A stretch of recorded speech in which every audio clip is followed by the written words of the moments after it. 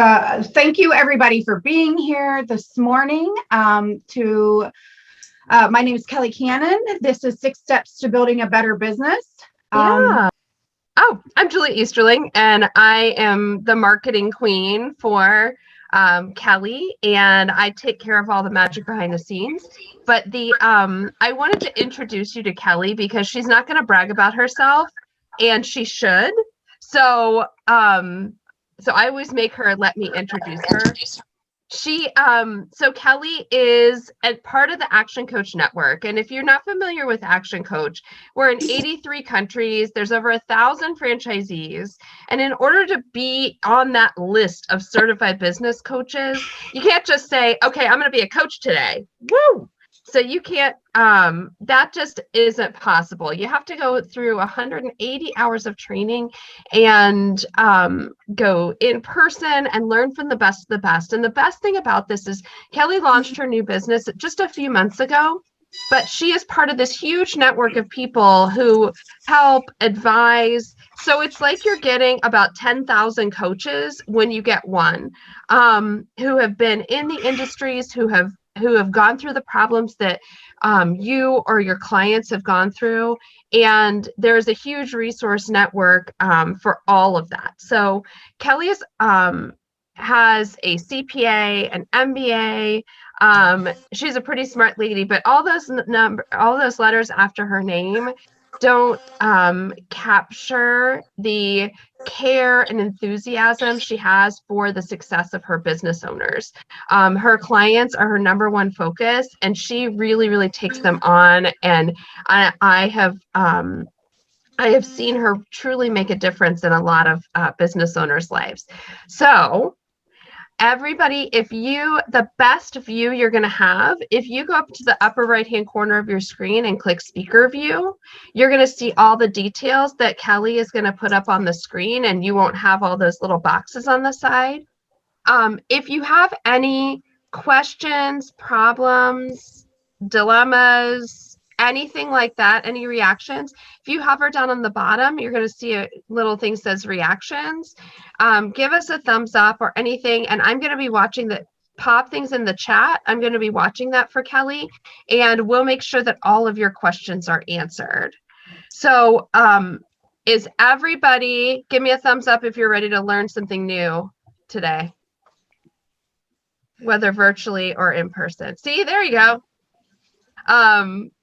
But thank you all for being here. Thank you for giving us a couple of hours out of your day. I promise you will get information that you never knew before, and there might be a little light bulb above your head. I can see it, you can't, and we know that it's going to be there. So Kelly, let's give them some information. All right. Thank you, Julie. You're too kind. All true. Yeah, and thank you so much for all your help. But she helps me out immensely, and thank you guys all for being here. How many of you out there own businesses? I know some of you, if not all of you, in the audience today, and I know you own businesses, and so I'm just gauging an idea of how many own businesses and how many work for someone else, and how many actually wish they worked for somebody else. I see some of us aren't. Yes, Grant owns the CPA office, and Trina has her business, I know. So you guys are going to see me going back and forth, just so you know, looking at people. But first of all, let me share my screen with you. That might help. Okay. And so today we're here to learn about the Action Coach framework for building a better business. And it's interesting because when we look at how to grow a business, growth has a set path. And the challenge is that most business owners don't necessarily know that set path, and therefore their business sometimes doesn't grow very, very quickly, or maybe even at all. And so a large part of my career, I've spent in the corporate world for larger companies. But the trouble is, when you go to own your own business, you might be really passionate about the service that you offer, the products you offer, but then you get into it and you don't realize how much is involved in actually growing and building a business and running a team. And so as business owners, um, let's see, I think somebody's in the room, and I'm going to ask them to go on mute if we can do that. Let's see. Is anybody getting feedback from me? I think I muted everybody, so I think we should be okay. It's a little better. You guys. Yes. So anyway, as business owners, as I was saying, we face a conundrum like when we work for ourselves. Sometimes we get into business the tough way. We get put out of a job and we think, I'll go and employ myself. It can't be that hard. And then we get in there and we find out that the challenge from going from employed to self-employed really is a challenge. But it can be easier with help. So today we're going to have fun. That's the most important part, is having fun. Life is so, short. We have to have fun even when we're working, because otherwise, what's the point? So we're going to enjoy ourselves, but at the same time, we're going to learn the simple 6-step formula to grow your business. And this is the process which I and all the other action coaches take our clients through. And so, again, first and foremost, my purpose today is to make you glad you came. I want to provide you with value in exchange for your time, because I know that our time is our most valuable asset. It's our most valuable resource. And I just am honored that you guys have chosen to be here with me today. So it is my intention today to reward your time with tips to increase your sales and profits, to free up your time so that you can have more time to do things that bring you joy, and also in creating an amazing team. So again, I'm honored today that you're here, and thank you so much for being here. So a little bit about us. Julie mentioned Action Coach is the world's #1 business coaching firm. We have a proven system based on methods that are being used all over the world. There's more than 1,000 coaching offices in actually over 80 countries worldwide. And we've been around for over 27 years. Action Coach was started by an entrepreneur named Brad Sugars. He was an accountant by trade, as am I. But he got tired of counting other people's money and decided he wanted to help businesses make money, and he wanted to make money for himself. So he studied different business models and created a system that would go on to guarantee help businesses grow massively, and it has. We have this amazing vision, which is to create world abundance through business re-education. And that's what I love most about Action Coach. It's what really drew me to Action Coach. And we coach over 15,000 businesses every week, and that is all across the globe. So this is a system that has really proven to work. So it's a lot of value in here, and I'm glad you're here with me today so that I can introduce you to it. So a little bit about me. My name is Kelly Cannon. I am proud to say that I'm a 3rd-generation business owner. I watched my grandmother own a business and my father own a business, and to me, it feels like it's my legacy to go on and do the same thing. I was educated in business. I spent 25 years in operational accounting and finance. I've been trained as a facilitator and speaker. And like Julie mentioned, it was no small feat to actually become certified as an action coach. I did a lot of due diligence on them. They did a lot of due diligence on me. There was 180 hours of training. I did 10-hour boot camp, not 10-hour, a 10-day boot camp, where we sometimes went 10, 11, 12, 13 hours a day. And just to become certified. And so today I'm here as your business growth specialist. And I have one amazing husband, Jason, and 3 beautiful children, Maddie, Ben, and Callie, and 2 adorable pups. And these are my people. And they're my why. They're my reason for everything that I do, my reason for wanting to be better, and my reason for wanting to build an amazing business of my own. And I know every single business owner out there has amazing people of their own and who just wants to build their amazing business for their people as well. So to get the most out of this training, we want both sides of our brain working together to really benefit from the learning. And the best way to do that is to engage in the training. So you're really going to get the most out if you call out answers, if you participate in discussions, if you raise your hand, take notes. Research has proven that taking notes and using colors really engages your brain. Your brain sees colors as pictures, which then in turn facilitates long-term learning. And so I really encourage you to participate, avoid distractions, but most of all, engage. If I ask questions, take yourself off mute and interact with me the best you can. I know that Zoom can be difficult for interaction, but I really want you to get the most out of this training. So as Julie mentioned, there is in the corner, there's reactions. You can raise your hand. She's going to be looking for them. You can post things in the chat. She's going to be looking for that.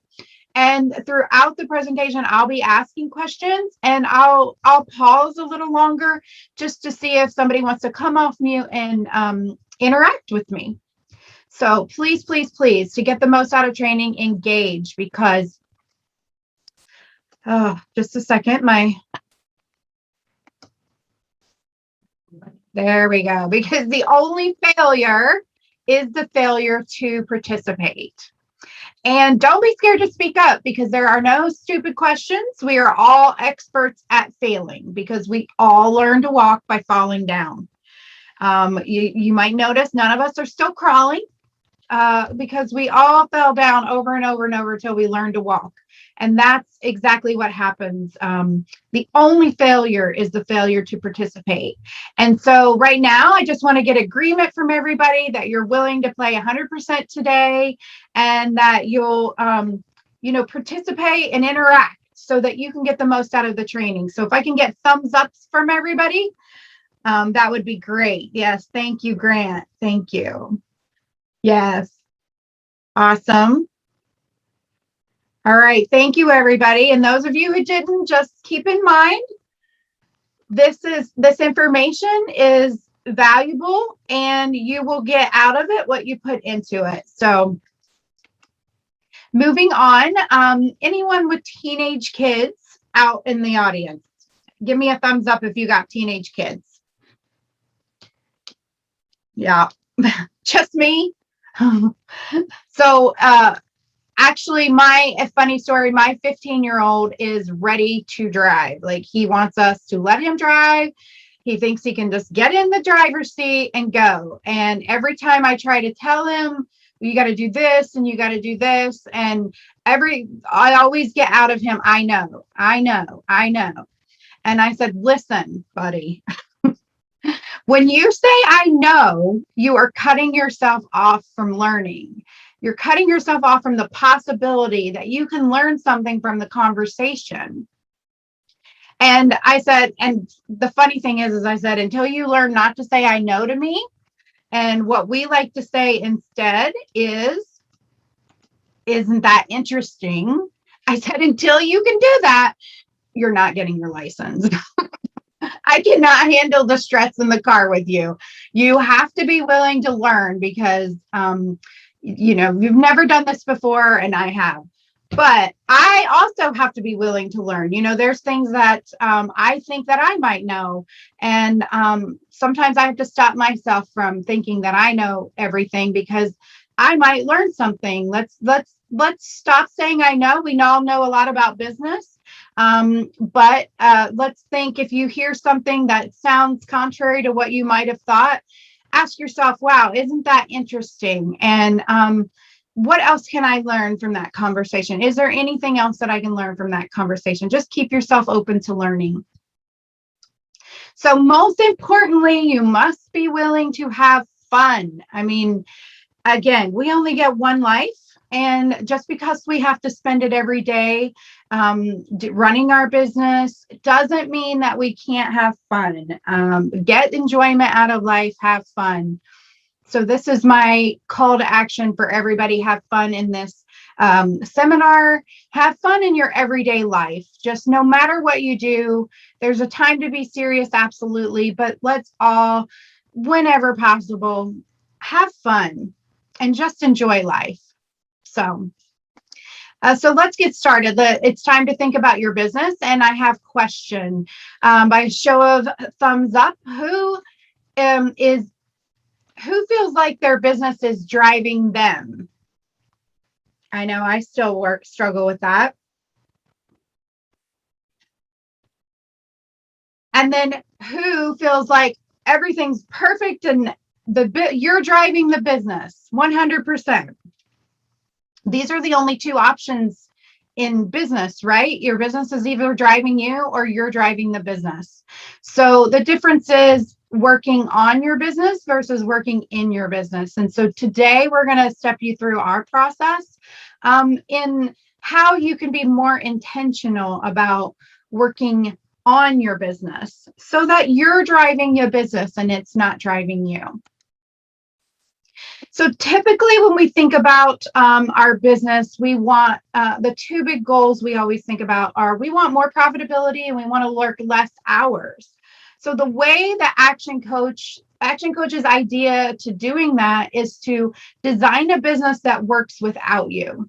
And we do this through systems. We really feel like leveraging systems so that you can have a successful team is really the key to building a business that will work whether you're in the office or not.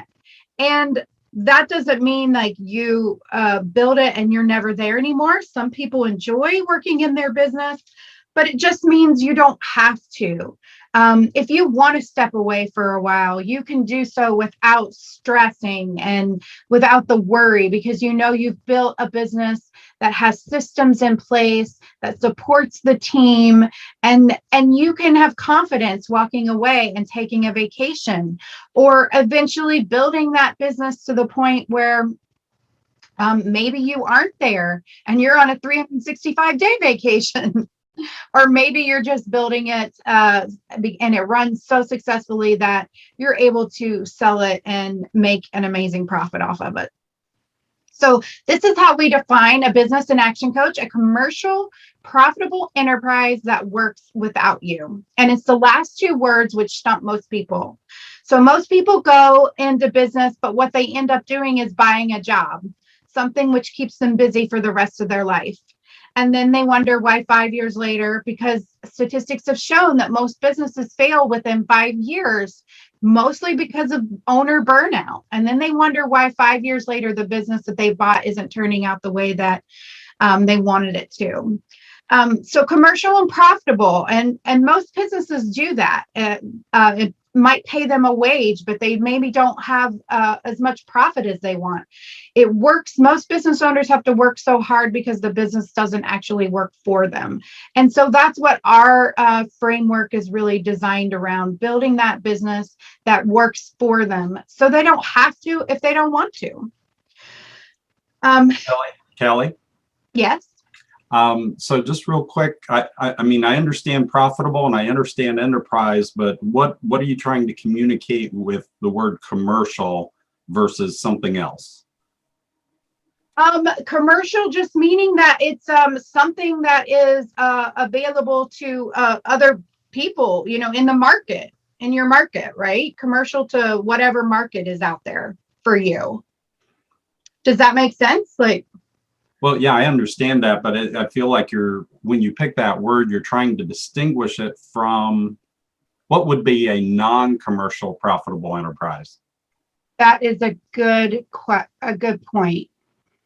A non-commercial profitable enterprise.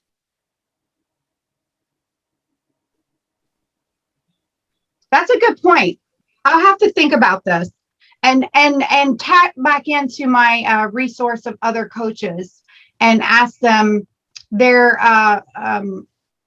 their input on that, because I see exactly what you're saying. Any business is designed to be commercial because you're providing a service, you're providing a product.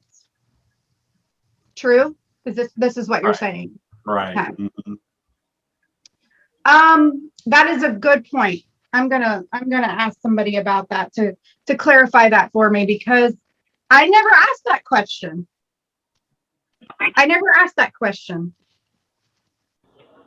Thank you. Okay. Thanks. Okay, so the way, again, this was Action's definition of a successful business: commercial, profitable enterprise that works without you. Again, I believe that the commercial part just means marketing something that providing something that the market wants. Profitable is you're earning profits over and above the wage you would receive. And then obviously that works without you. And the way that we coach businesses around that process is what we call our 6 steps to massive results. So we're going to examine how we do that. This 6-step process starts with what we call mastery. And mastery actually means, we'll go into more detail in a little bit on each one of these. But mastery, what we actually refer to mastery, is eliminating chaos. It's really important to build a really strong foundation so that when the rains come, the foundation doesn't crumble. And a lot of businesses, what you'll notice is that a lot of businesses we work with, they might be in different areas already of this 6-step process, and we provide an assessment to them to see where they believe they are in that process.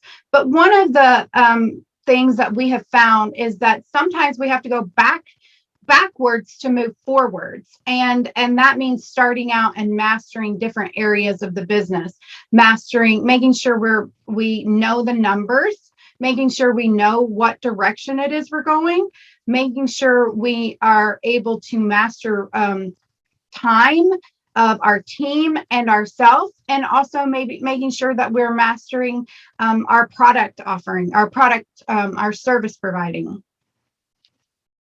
So that is mastery. And we consider that to be eliminating chaos, going from chaos to control. Again, people might be in different levels when we are introduced to them, but it's always great to start here and see, do we really believe we have a key mastery of each of these 4 areas in our business? Next, that really gives us stability. And so once we have some stability, we can move on to niche. And what we mean by niche is marketing. Marketing, a lot of people a lot of business owners look at marketing as an expense. And we like to change that mindset from an expense to an investment. Because if marketing is done right, then it should be bringing you predictable cash flow. And so once we build predictable cash flow in the business, we can then move on to leveraging systems in our business so that you can build efficiency. And what you're really doing at this level is buying back some of your time. So we look at areas where we can systemize the routine, even if we have to humanize the one-offs. And so by building that leverage, building those systems and leveraging time, we get some efficiency in the business, we take some stress off the team, and we can get some time back in people's lives. And then from there, we really focus on team, and that's about building a structure for growth. You want to make sure and get the right people on the bus, in the right seats. You want to get everybody on the same page. You want to make sure everybody's moving in the same direction and are aligned with the goals of the business. And you also want to give them the proper tools for growth. You want to give them the proper tools for accountability. And that's what this step in the process is all about. And so that ultimately, once the team is really going, the owner can bring in a general manager and really has a well-oiled machine that's running well, and perhaps maybe they don't have to be there as often. That's the goal, is to get to the point where you can bring in a general manager and the business is running in such a way that there's synergisms running all through the business. And so that ultimately, through the next step, the owner gets results and they can start coming up with a passive income. They can invest in other businesses. They might want to duplicate the business, open another location, maybe franchise. And so this is just a high level look at our 6-step process to what has been proven over 27 years to help bring massive results in businesses. And so we're going to go into more depth of this right now. Does anybody have any questions?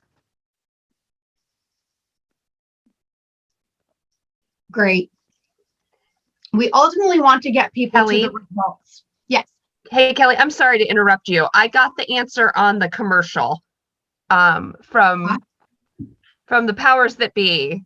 It's just an indication that you're engaged in commerce. So exchanging dollars for goods and services. Oh, well, there That's we what go. it indicates. See, there you go. I think that's what I was trying to say and was not finding the right words. Does that help, Grant? Well, I mean, that explains the word. I guess I'm still, it just seems like those words were very purposefully chosen.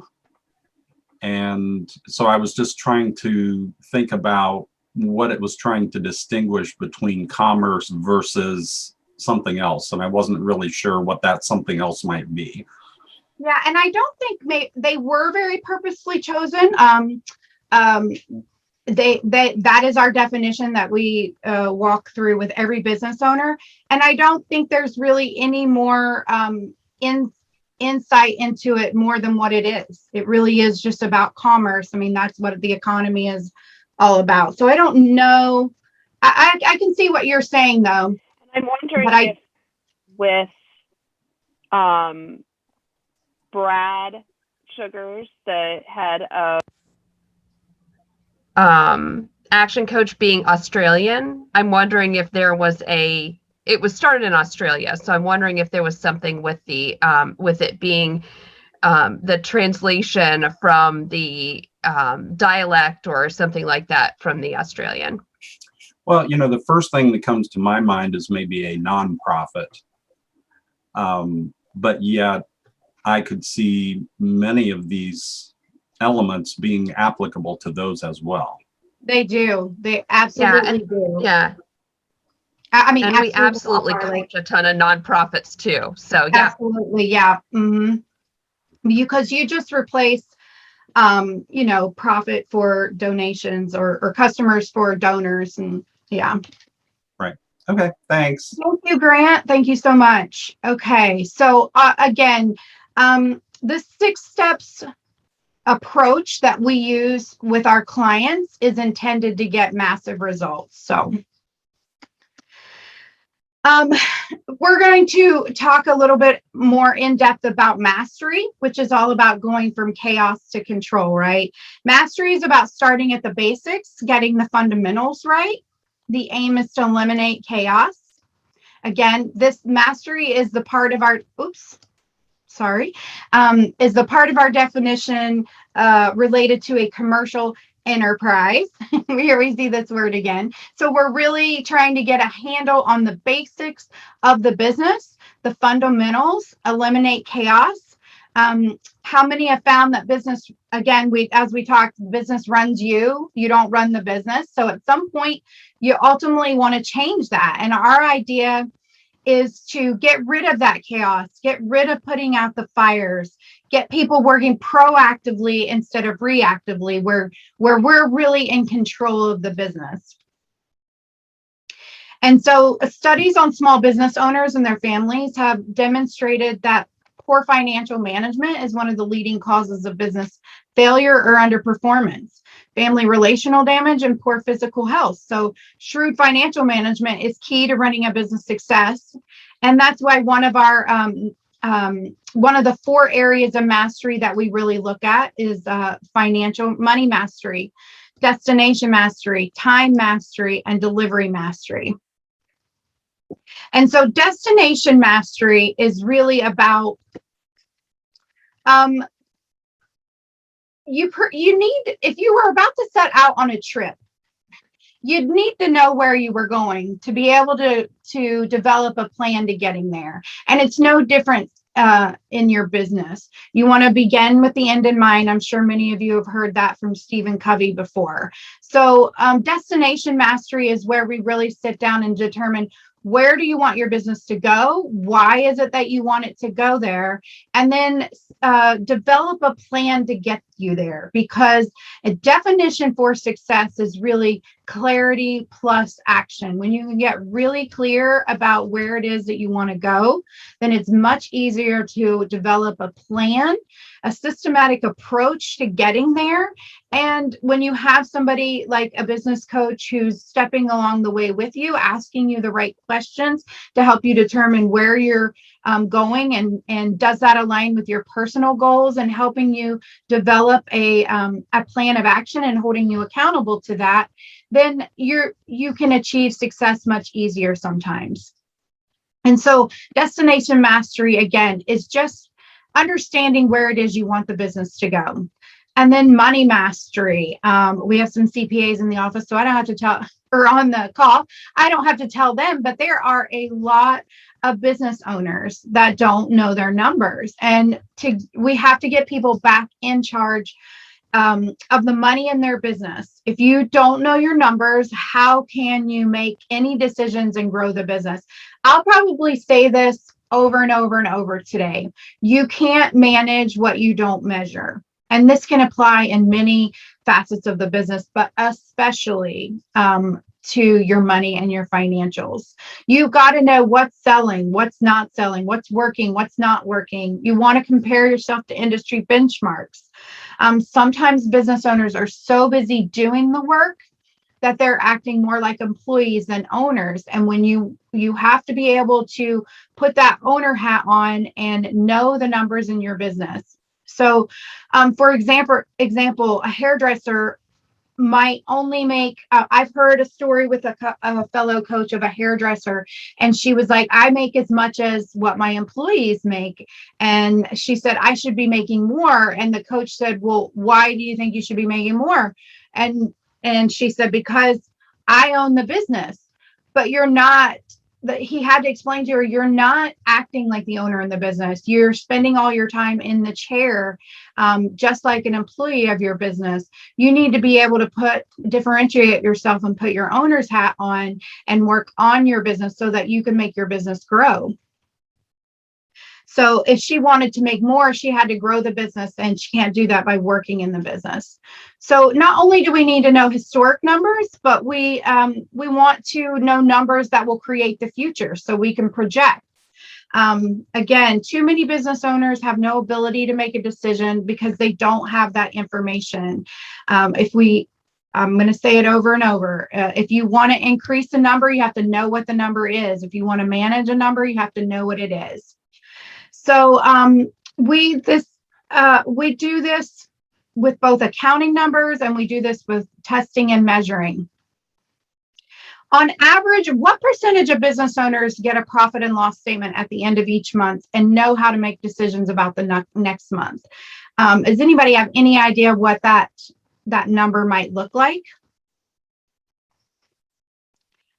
Based on what my research I've seen is 7%. Most business owners aren't getting, if they're working with the CPA office, maybe that's different. They're definitely getting their income statement and their balance sheet, but sometimes not till the end of the year. And these are things that you've got to look at all through the year so that you can recognize red flags as they come up. Money mastery is about taking care of several things. To find profit, we look at the cash gap in the business. The period between when you buy stock or pay wages until your customers pay you. That is one area you really got to focus on. We look at strategies to improve the bottom line in your business, examining the margin and the profitability. So money mastery is all about knowing the numbers and improving the bottom line. The next area we move on to, we'll continue about money mastery. Some of the items that we work with business owners on are budgeting, reporting, not just getting your financial statements come tax time, but really knowing your numbers all throughout the year so you can monitor them. We look at key performance indicators, identifying key performance indicators, evaluating key performance indicators throughout the year, and also break even. How many of you in the audience, by raising hand, know your break even number or have a budget for a break even number?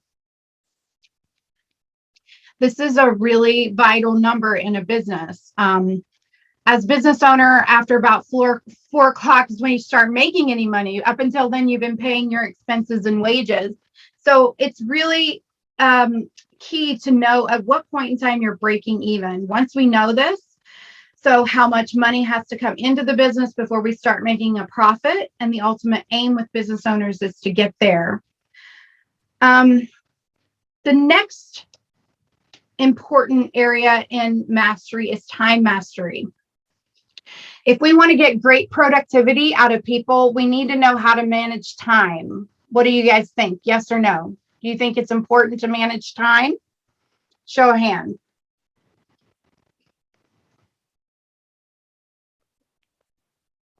Grant, you're getting a participation award today. Actually, no, you can't manage time. You can only manage people or yourself, because time doesn't stand still. So there's no such thing as time management. How we get the highest productivity out of employees of a business are basic management techniques, systems, leadership. These are the things that need to happen to make the business work. And if you're going to double your business, you have to either double your people or double your productivity. Which do you think is going to be cheaper? Adding more people or finding ways to be more efficient with your time? Anybody want to guess? Self-explanatory, right? So most business owners spend the majority of their week in this is a time target. You might have seen this before with Stephen Covey, but most business owners spend the majority of their week in two areas of distraction and delusion. So they spend their life on what seems urgent and important. How many of you have spent the day rushing around, trying to get to the end of the day and realize that you've actually achieved nothing? That's what happens when you're in distraction and delusion. Anybody felt that? I mean, I know I have. And it can be exhausting. You feel like you're a hamster spinning on a wheel. And so our aim is to get you to the point when you're operating in the demand.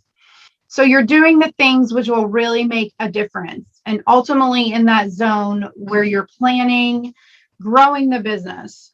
This is about making long-term money. And most businesses, when we start working with them, they don't really look at long-term strategies right away. They've got short-term needs.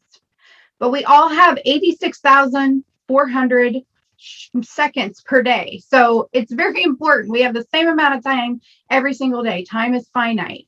So it's important that we're mastering the time of our team as well as ourselves.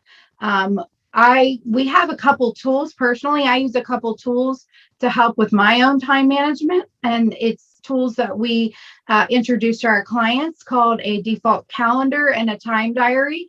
But we also look at other things like invoicing, timing on invoicing, collection of debts, provisioning of products and services, knowing the KPIs. The ultimate goal is high productivity and activity. So that's the sort of thing we work on in time mastery. Build the team and the owner's productivity and focus on timeliness and high priority tasks. The last area of mastery is about your delivery of product. Are you delivering it consistently? This is the foundation for healthy growth. You want to make sure that your customers are getting their products on time with good customer service and consistently over and over. That's just the basics. And so that's, again, our aim here is to go back to the basics, and perhaps when we started working with somebody, they are delivering their products consistently, but sometimes it takes a bit to find out if that is the case. So we work on delivery mastery. With all that in play, what we've achieved at this is the mastery level. So we now know that if we put a customer in, we know they're going to get a decent service at a decent price, and we're going to make a profit out of it. So that's why we start at mastery level. Just, I mean, if we're not giving consistent good service and consistent product delivery, it doesn't make sense to go on to marketing. So with that being said, step 2 after mastery is about creating cash flow. And that's when we look at niche. And most businesses aren't making enough money to really grow at a rapid rate. And so we go into this niche level so that we can build predictable cash flow and grow quicker. Again, this is the marketing side of the business. And once we get the 4 areas down of mastery, then we move to marketing. And you might ask, well, why wouldn't you do marketing first?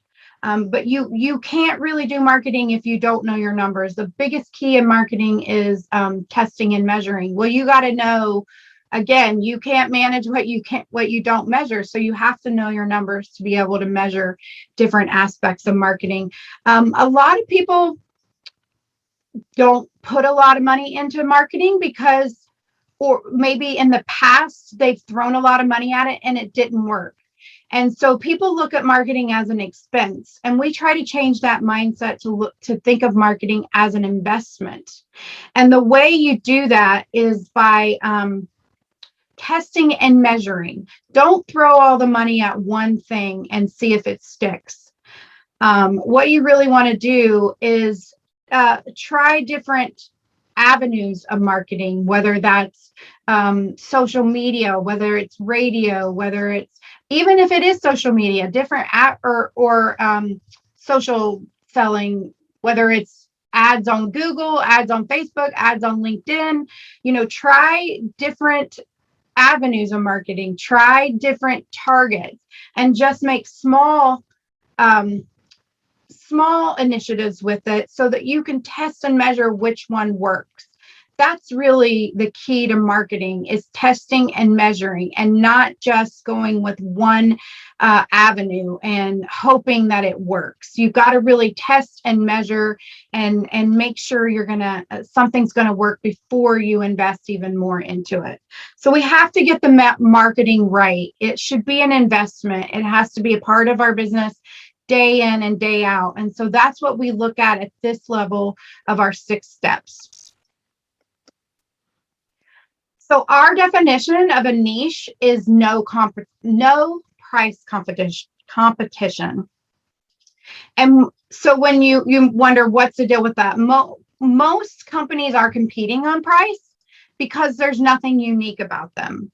If there's no uniqueness, then they have to compete on price. And there's always going to be a business out there that can underprice somebody. How simple is it for a business to stop selling on price? So for example, you need tires. You call up a company and you ask for what? What's the first thing you ask for when you need tires? You ask them for price. So if they just give you the price, then what is the only thing you have to make your decision on?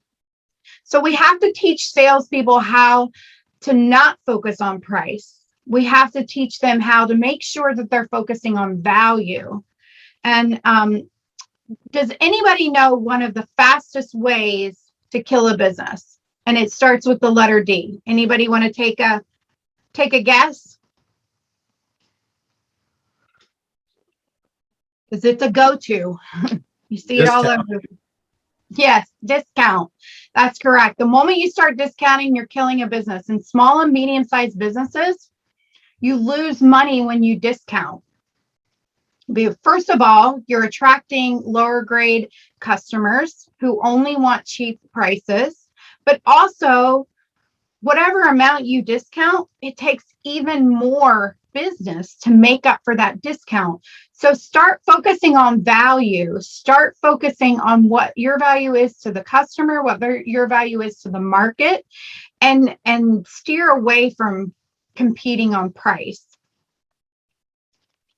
So, I mean, if you ask most customers if they purchase on price, they would be, they would say that's not true, but most people are just too nice to tell you that they are focusing on price. So you got to give them a reason not to want to go with the cheaper price. Who's heard of the saying, you get what you pay for, right?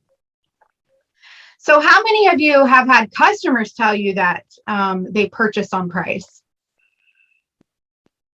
Anybody? Every survey puts price at just 10% of the reason people buy. A lot of the reason people buy is just liking the salesperson. So focus your efforts on increasing the knowledge of the salesperson, defining your uniqueness, so that you can eliminate price competition. So that's another area that we focus on in niche. So in creating your niche, like I said, you want to create your unique selling proposition, finding one the market will buy. And it can't just be great service. We give great service. It has to be something really distinct. And again, I mentioned testing and measuring. You want to test different headlines. You want to test different offers. You want to test different markets. You've got to measure what works best. Another simple offer that you can do to differentiate yourself is a guarantee. At Action Coach, we have a guarantee that we can get you results in 17 weeks, or we'll work with you until you do. The fact of the matter is, when you're working with a customer, if something is wrong with the service or product, you're going to do whatever it takes to make the customer happy anyway. So why not create a guarantee that eases the risk in people's mind? Just be upfront about it. You're going to deliver for your customer anyway. Just use it as part of your marketing. And again, I can't emphasize more, testing and measuring. That is the key. You don't know what works unless you measure it.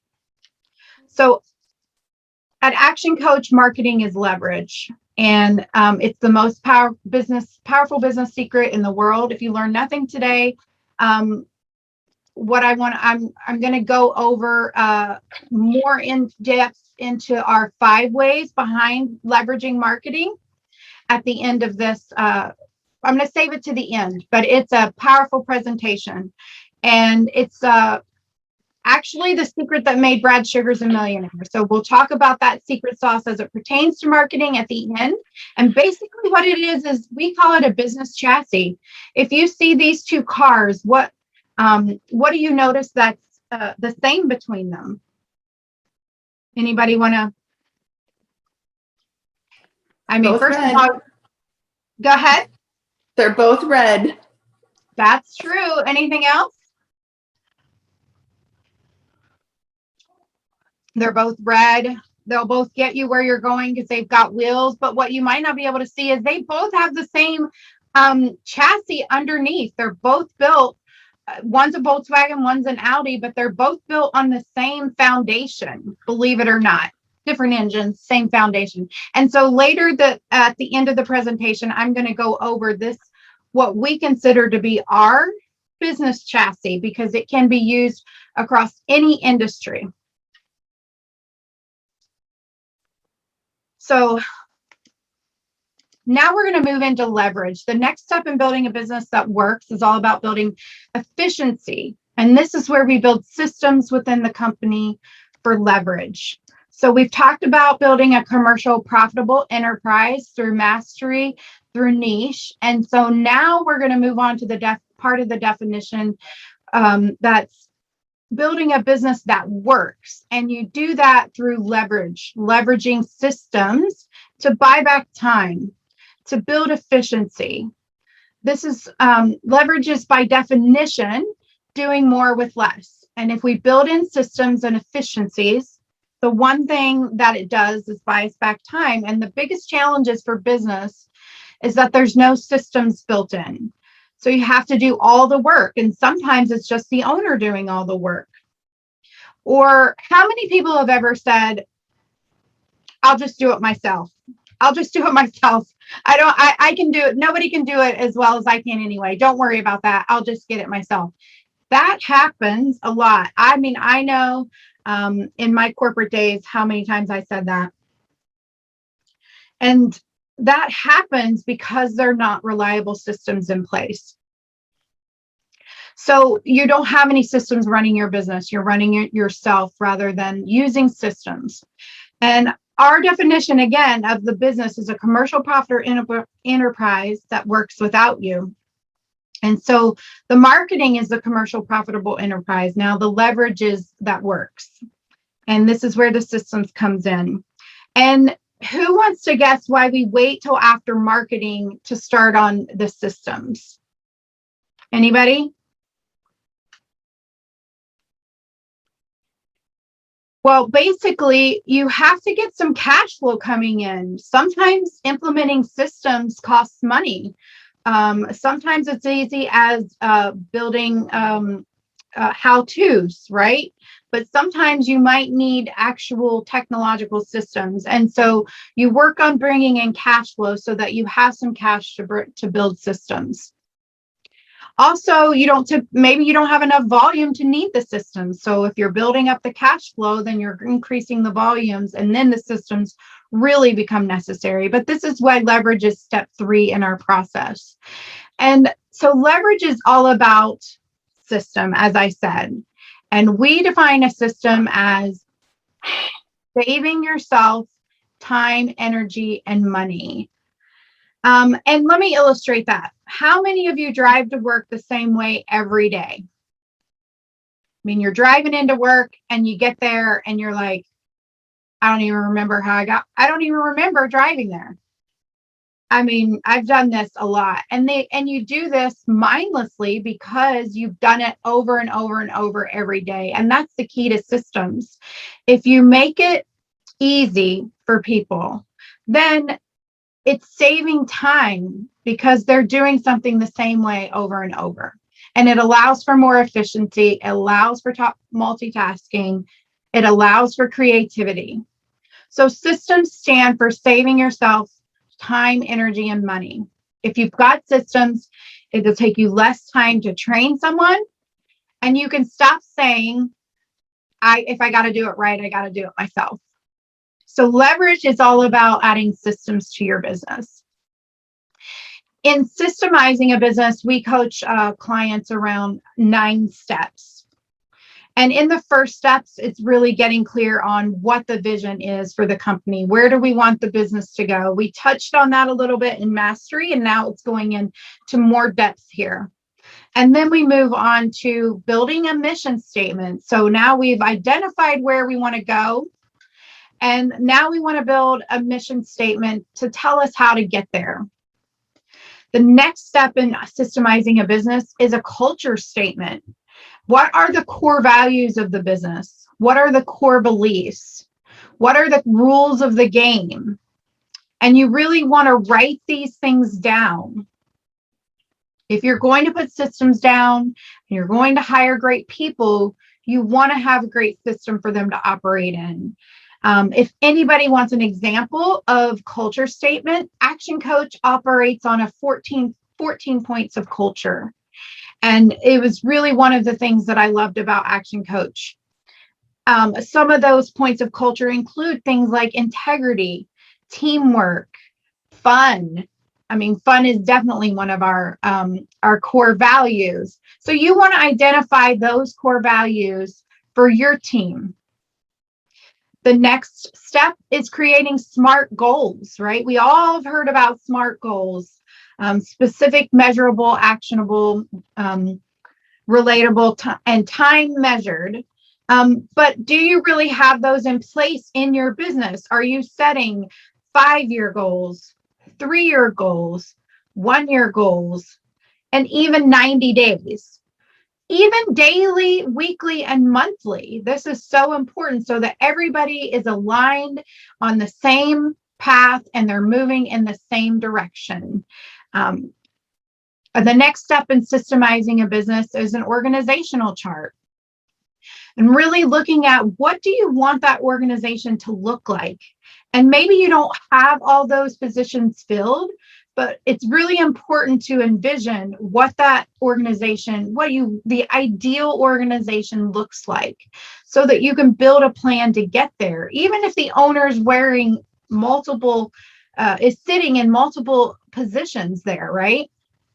But if you don't have it clearly defined and documented, then how will anybody know what they're supposed to be doing, where they fit in the business? So it's really important to identify that. And that's step 5 in our process for systemizing a business. The next step is positional contracts, and that allows your employees to do a better job. If they know what they're supposed to do, how to do it, and how they will be measured on it, it just eliminates a lot of confusion, and it allows for a more pleasant work environment. It allows people to feel confident in what they're doing. And so you really define your organizational chart, and for each of those positions that you've put in there, define and describe what that position is supposed to be doing, who they report to, and what they'll be measured against. And that takes us into step 7, where you define the key performance indicators. You have to have some sort of measurement to know when you're performing at a high level or when people need to step up their game. The next step, step 8, is how-to systems. And this can be, just defining. Again, we talked about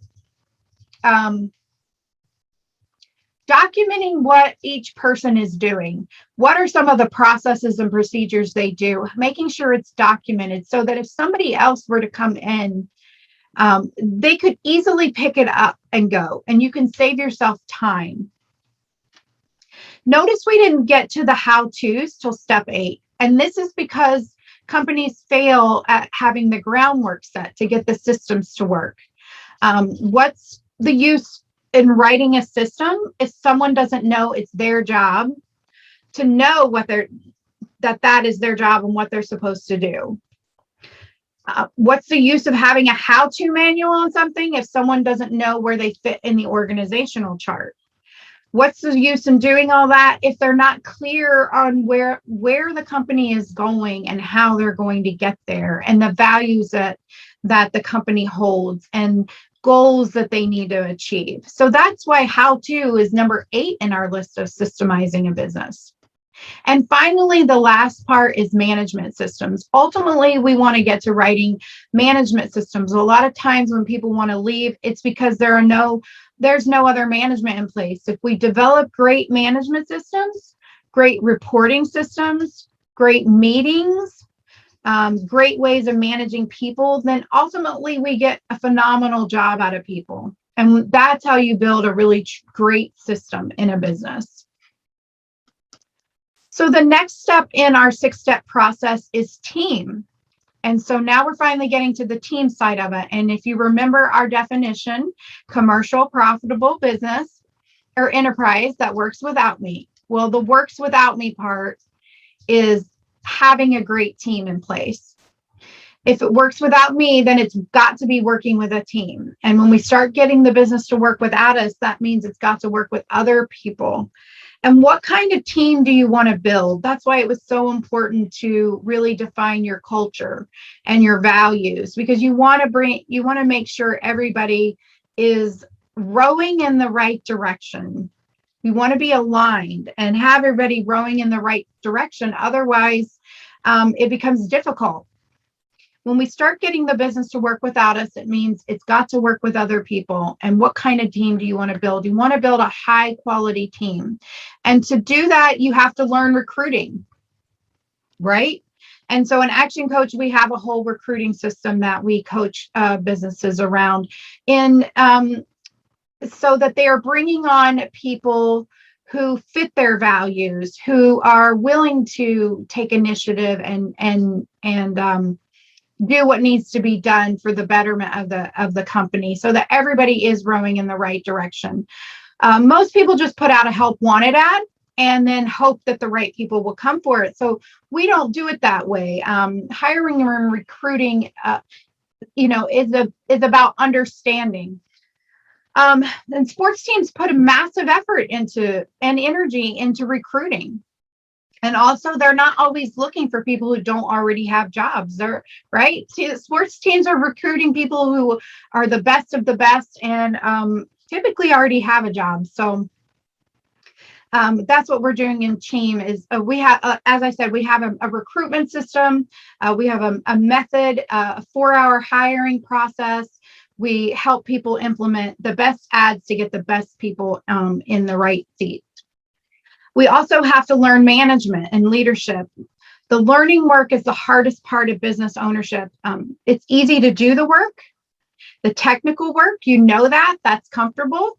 Sometimes for business owners, learning how to grow the business, the sales, the marketing, the management, the leaderships, that's hard because it takes additional time. And that's actually our job as coaches, and one of the areas that we help businesses in. So when you look at growing a team, we do it in a simple format, in a cycle. And in most scenarios, the owner is doing all the work. And if the owner focuses on owner's work and building a team, then the team's job is to take care of the customers. And the relationship between the team and the owner is directly proportional to the relationship between the team and the customers. And if it's good, then it will be good between the team and the customers. And so, excuse me, give me 1 second.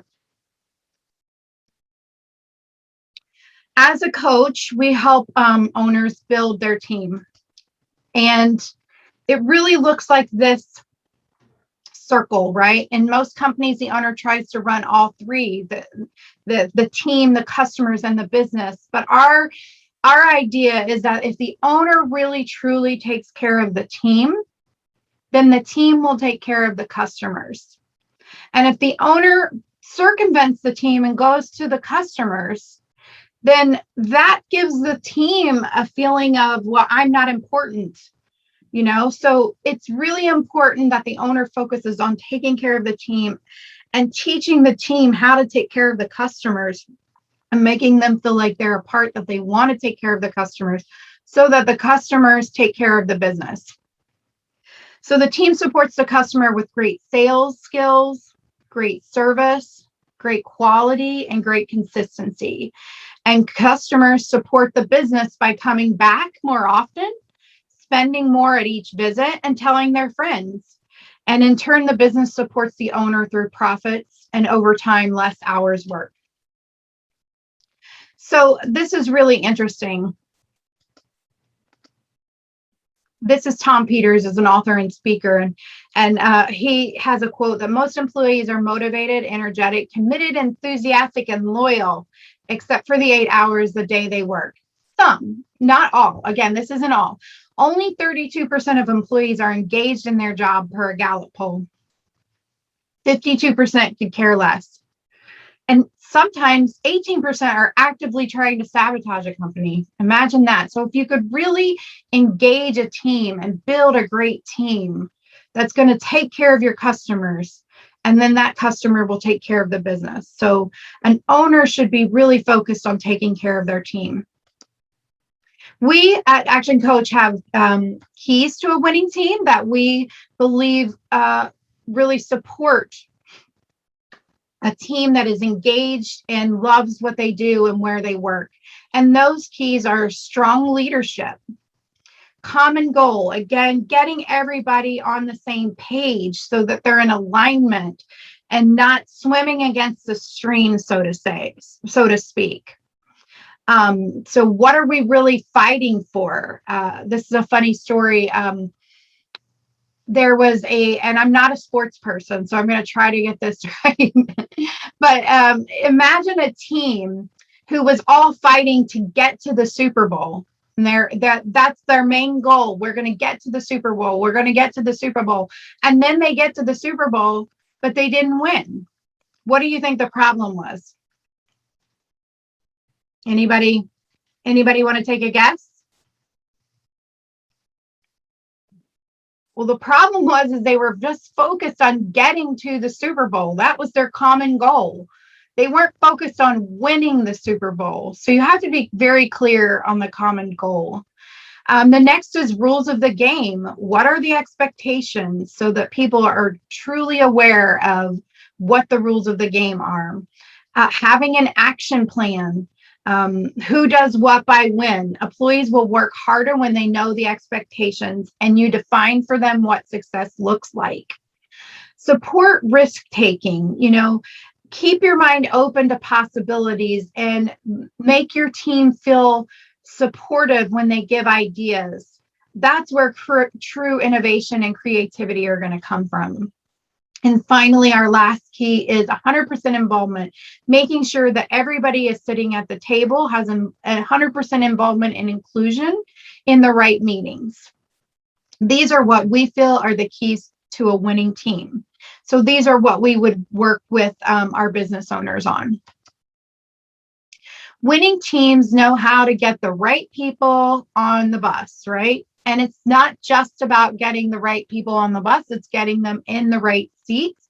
It's making them engaged. It's making them feel involved and valued and purposeful. So, okay. And so now we will move into our fifth and sixth step in our process, which is, well, the fifth step is synergy, which then moves us into results. And again, that's really growth and freedom. So these are the 6 steps to follow to get massive results, as we've seen proven again across all industries, any business, across the globe, thousands of coaches. The first step is mastery, as we've discussed, eliminating the chaos. The outcome is getting your business to be stable. You're not concerned about making payroll at the end of the month or paying the bills.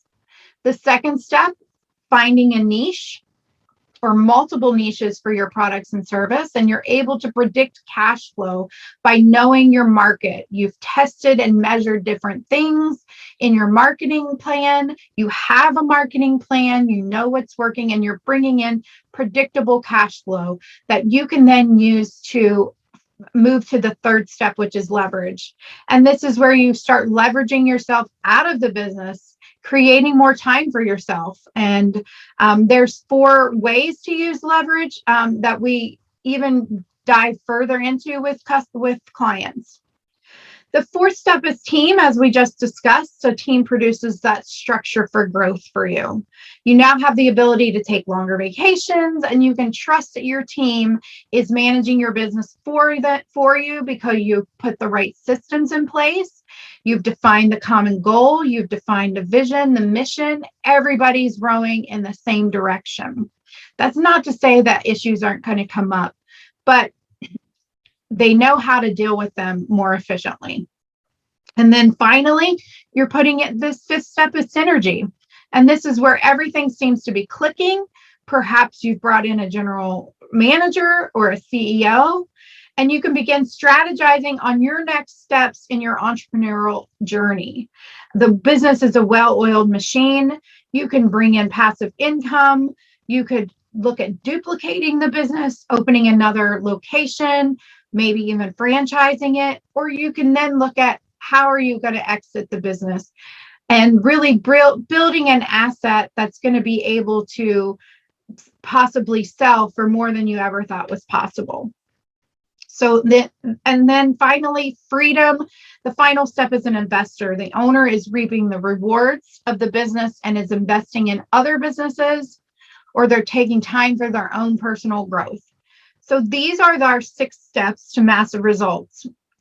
And remember that the only way you can achieve those results is by taking action. And so Richard Branson, talks about if you can learn to run one business successfully, there's no reason you can't run any number of them at the same time. And that's sort of what our 6 steps is. It's a process, it's a systematic approach, methodology that if you get that right and you get one business going, you can actually apply it to any business. So now earlier on, when we were talking about niche, I mentioned that we were going to jump back into that so that I could teach you our 5 ways of growing a business, building that predictable cash flow. And that's what we're going to do. We're going to jump back into that step 2 in our framework. The niche marketing aspect is our framework where you learn to multiply the profits of the business. We get there with this formula that I'm about to show you. And again, this is our secret sauce. So this concept is based on the philosophy of leverage again, which the formula for leverage is divide to multiply. And so what that means is that by breaking something down into its components, fixing the parts, then you can multiply the end result. So most business owners know what numbers in their business. Does anybody want to guess? What are the main numbers as business owners that you really know in your business? Well, that's okay. But most business owners, if you ask them, are going to know how many customers they have, what their revenue is, and how much profit they make. But these are all just the results. These are the results that you're trying to grow. If you want to grow those results, you've really got to focus on 5 key inputs into those results. And this is where it really gets exciting. So this is the 5-step approach that we're going to talk to you about. And we're going to put some numbers into this. But first of all, the number of leads. As you can see, the 5 areas that feed into the red. The first one is number of leads. So these are your prospects, your potential customers. They can call you, you can call them, they can walk in. Then you're going to look at the conversion rate. So what's the percentage of those leads that you're going to convert into customers? So as you can see, you can't just work on customers. You have to work on customers by way of number of leads and the conversion rate. If you don't know those numbers, you can't improve on them. Again, you can't manage what you don't measure. So in sports, this is why players keep track of their stats so that they can improve. They can improve their numbers. You're right. So how can you improve them if you don't know? In Action Coach, we have over 350 different strategies, 87 of which are just to improve these number of leads. Next, we look at average number of transactions. What's the average number of times a customer comes in to buy from you? This is your repeat business. Some will come in just once, some and never come in again. Some might come in 10 times. But what we're looking at here is the average number. The average number of times they come in. We've got to get them coming in more and more, and hopefully that's why we're working on marketing. But right now, and that's why we want to measure this number of transactions. So next we look at the average dollar sale. Some people might spend $10, some people might spend $100, some people might spend even more. So we're going to look at the average dollar sale. We're going to measure that over and over, and we're going to test different strategies to see what is going to increase that. And then if you take your customers times your number of transactions times your average dollar sale, that gives you your revenue. That's how you work to increase your revenue. Next, we work on margins. What is the profitability? And how can you improve that? So we look at strategies there to increase that. So now we're going to put some numbers to it. Let's say we have these are just going to be easy, simple numbers. We have a business that brings in 4,000 leads and they have a conversion rate of 25%. So they have 1,000 customers in a year. Their average number of transactions is 2. Again, some people might come in once, some people might come in 5 times, but the average number of transactions is 2.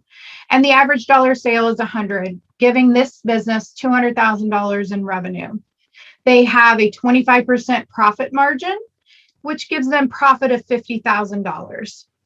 So what would it look like if we could increase each of these numbers just 10%? This is what we focus on with business owners in this area.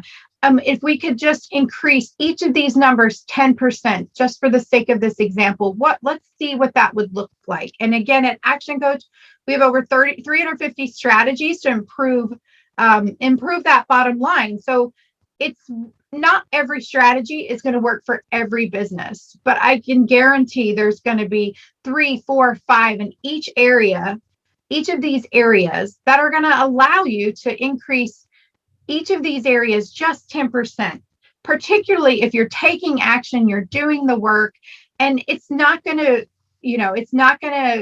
happen overnight. It takes time. It takes testing and measuring. But I assure you, 10% is very doable, very doable. So let's take a look and see what the end result is just in increasing these numbers 10%.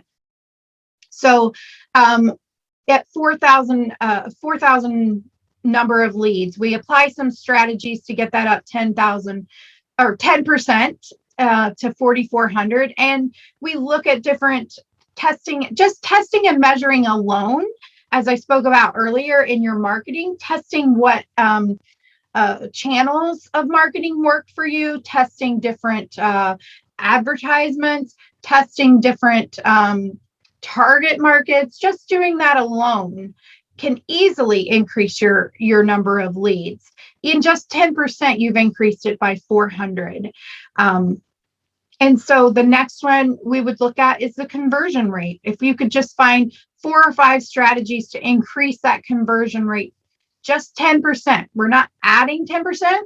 It's just increasing it by 10% to just 27.5%. These are small changes, just small changes. This is totally doable. In your conversion rate, you're looking at things like sales scripts, writing sales scripts, training salespeople, looking at your customer service, looking at your sales process. Do you have a sales process? So, I mean, easily, if we worked on just a handful of strategies, you could easily increase that 10%. And by doing that, you've increased your customers from 1,000 to 1,210. So now let's imagine that over the next 12 months or 6 months even, you're able to increase the number of transactions by just 10%, from 2 to 2.2. I mean, that is just a small increase. And you're going to do that by learning different sales techniques, learning upselling. What's the number one?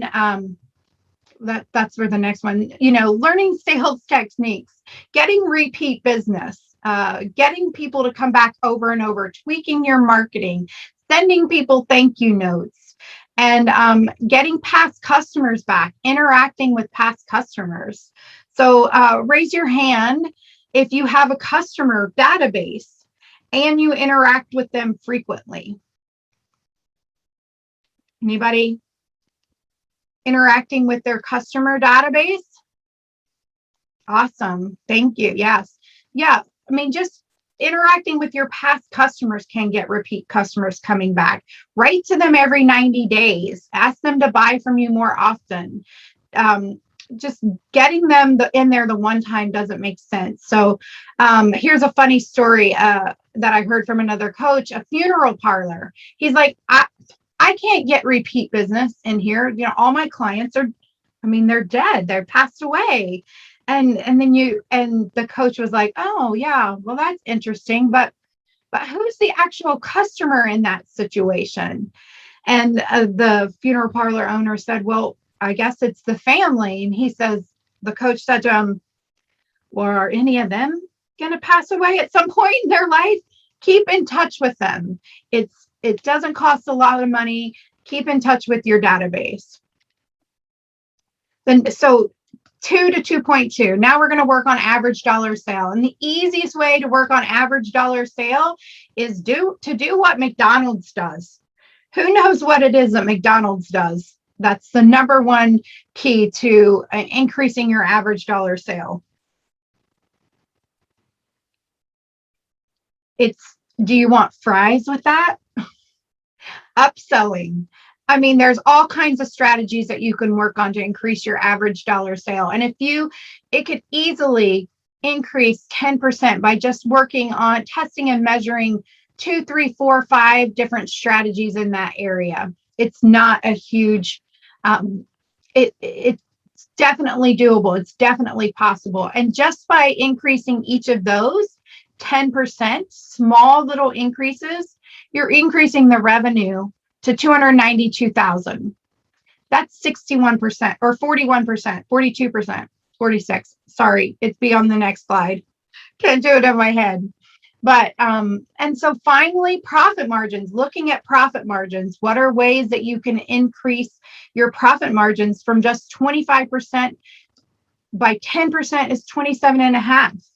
You can't do this as a business owner if you're working in the business. You've got to really look at and learn and take the time to learn what strategies are there out there for each of these 5 areas that I can test and measure in my business to get just 10% growth. And when you do that, you're going to increase profit from 50,000 to 80,000. Now, again, this is just a simple business. These are small numbers for ease, but this is totally doable. This is totally reasonable. And by doing just small little incremental increases, that's a 46% increase in the revenue in our example. 46% increase and a massive 61% increase in profits. And so we've done this, just by increasing each of those areas 10%. And the fact of the matter is that if you really start looking at it and start working on it, especially over time, you're going to be able to, some businesses are going to be able to increase some of those 20%, some of those 30%, maybe some of them just 10%. But what would that look like if just 10% in each of these areas increases 61%? And think of that over time, not just 1 year, but 2 years and 3 years. And this is the area in the business that we never stop looking at with our business owners. What are these numbers? What strategies can we apply to increase these numbers just a little bit? Because we know that small incremental increases can have massive results. So how many of you would like to improve your business bottom line by 61%? I mean, wouldn't that be amazing? Absolutely. Just knowing these numbers and testing and measuring is the biggest part. And that's why we focus on this with our business owners over and over and over. So what would you do with extra money? What would you do with the extra 61% profit? Anybody want to share in the chat? What would it feel like for you to have an extra $30,000? What would you do? Would you get a new car? That would be nice. Would you go on a vacation? If you went on that vacation, would you be able to relax a little bit? If you have the systems in place, yes. And you've got extra profitability, you've got extra time. How amazing would that vacation be? What would you do with extra hours back in your day? Extra hours back in your year? Would you spend it with more time with more important people? Would you celebrate with your team? That is so important. So important. Celebrate with your team. Again, I can't emphasize enough, take care of your team. Taking care of your team, they will take care of your customers. Make them part of your vision. Make them feel purposeful and a part of something big and fantastic and exciting. And I promise you, they will take care of your customers, who will then take care of your business. And then the business will take care of the owner. And so in quoting Warren Buffett, You don't have to do extraordinary things to get extraordinary results. We saw that in the 5 steps example. It's a compound effect. Small actions can lead to extraordinary results, but the key is it just takes action. And Jim Rohn, he's one of my favorite thought leaders and personal development gurus. And what he has said is so true. Like, never wish your life were easier. Wish that you were better. And the way you do that is by working on yourself. And that's what is so hard about being a business owner. It takes learning. It takes more than just knowing the technical aspect of your business. It takes learning how to grow your business. It takes learning, how to move it forward, how to take care of your team, how to really create that ideal business that you want. So in order to do that, you sometimes have to work harder on yourself than you do on your job so that you can be the person you need to be in order to have what you need to have. Who has heard of the formula be, do, have? Be times do equals have.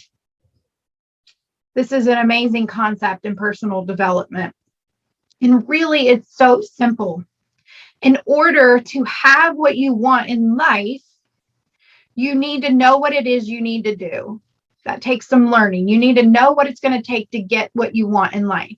And then you need to know who you need to be in order to do what you need to do in order to have what you want to have. It's a simple formula, but it takes working on yourself. It really does. So work harder on yourself than you do your business. And if you become a better business person, then you will build a better business. And I like to put this in there, Tiger Woods, one of the greatest golfers of all time. No matter how tough you think you are, you can't do it alone. It's really hard to do things alone. And that's what having a coach is all about, or a trusted advisor to help walk alongside you, help ask you the right questions, be there in the tough times. And so I can guarantee, like, 12 months from today, you're going to be somewhere. I mean, obviously, we're going to be somewhere in 12 months. So the real question is, where do you want to be? Where do you want to be? Define where it is that you want to be. Do you want your business to be running you? Or do you want to be running your business? And working with a business coach, you'll learn how to generate more cash flow, more profit, more teamwork, and more free time. So if you're not learning, you become stagnant and you're not growing. So the same thing happens in your business. And again, work harder on improving yourself than your job. Constantly working to increase your knowledge. That is why you came here today, I hope. So never wish your job was easier. Wish that you were better and do what it takes to be there. Just some of the programs and services that Action Coach offers, and me specifically, are group coaching and training workshops, one-on-one business coaching, which is our flagship program, and it's tailored to your business, and it's where you're going to get the most serious growth and quicker. We do strategic business plan development. We do group coaching programs as well. And so to find out whether coaching is right for you, schedule a complementary strategy session with me. This is how we qualify clients to see if coaching program is right for them and what kind of coaching program might be right for them, one-on-one or group coaching. It takes 90 minutes. I promise you, you will have get some insights into your business. You'll learn some strategies that you can take action on right now. And so you're not out anything, and it's just an opportunity to dive deep into your business, where it is now, where you want it to go, and then see if a plan, what plan is available to get you there. It's so I encourage you to reach out to me if you're interested in doing that. Everybody wins in this situation. It's a great way to even for me to learn about your business. I want to be a referral hub. So I want to support as many business owners as possible, whether that's in coaching or whether that's in referring their business to other business owners. So please, I encourage you to reach out to me, schedule a time. Let's have a strategy session and see what your business looks like right now. I appreciate you guys so much for being here, and your feedback is so valuable to me.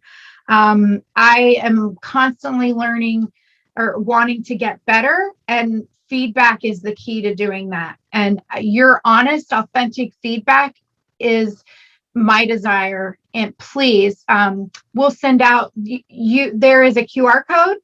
You can scan the QR code now to do the feedback if you want. Otherwise, we'll also send a feedback form after this is over today.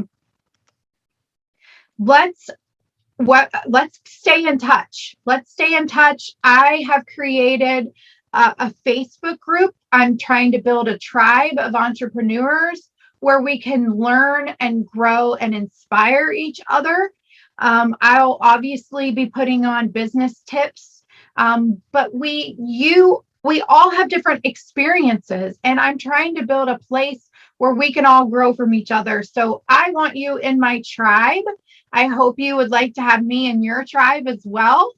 I promise I'm fun. And so please join me in that exclusive group on Facebook. You can scan the QR code. Otherwise, it's called East Columbus Entrepreneur Society. We will also send this information out at the end, but there's different ways for us to stay in touch. I have a Facebook page, a LinkedIn page, website, email me. Please stay in contact. I just want to know and support you in whatever way possible, whether it's working together, whether it's as a referral. The links are also in the chat, so please stay in contact with me. And so now it's time for you to get into action. So I really, really hope that you have taken lots of notes and you've learned some things that you can implement right away to move you forward in your business. And if you want to go one step further and have a conversation with me, do a strategy session to see what working together looks like, whether it's in a one-to-one capacity or a group capacity, please reach out to me. Let's get that scheduled. I'd love to meet you and know more about your business. But you're not going to get anywhere without taking action. So whether it's taking action on the notes you've taken or scheduling time with me, I just encourage you to take action. Another one of my most favorite Jim Rohn quotes, and I hope I get this right, is the bridge between thought and results is action. So if you might have an idea, but you're not going to get that result if you don't put action into it. So that is my number one encouragement to you. Just whatever you do in your day, take action towards the goal that's going to move you forward. And with that, if anybody has any questions, I cannot thank you enough for being here. I can't wait to get these off of Zoom and back in person, because I love connecting with people, and it's so hard to answer and interact on Zoom. And so I'm really hoping to get these back in person as quickly as possible. So I encourage you, if I do another one and it's in person, come. You'll learn, interaction makes the learning more fun and triggers different learnings. And if you know anybody that has a business that this would benefit, please recommend the seminar to them. But with that, I thank you so much. If you have any questions, I'm happy to answer them.